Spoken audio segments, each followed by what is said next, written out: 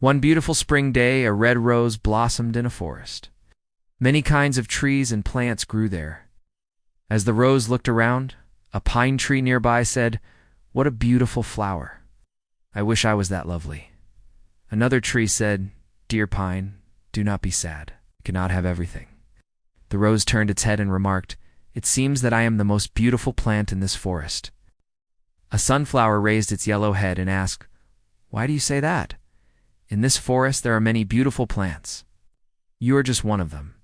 The red rose replied, "I see everyone looking at me and admiring me." Then the rose looked at a cactus and said, "Look at that ugly plant full of thorns. I wonder why he's here." The pine tree said, "Red rose, what kind of talk is this? Who can say what beauty is? You have thorns too."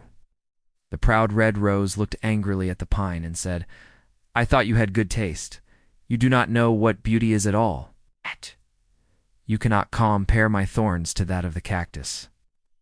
The rose tried to move its roots away from the cactus, but it could not move. As the days passed, the red rose would look at the cactus and say insulting things like, "This plant is useless. How sorry I am to be his neighbor." The cactus never got upset, and he even tried to advise the rose, saying, "God did not create any form of life without a purpose." Spring passed, and the weather became very warm. Life became difficult in the forest.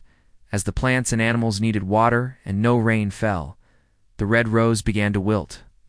One day the rose saw sparrows stick their beaks into the cactus and then fly away, refreshed.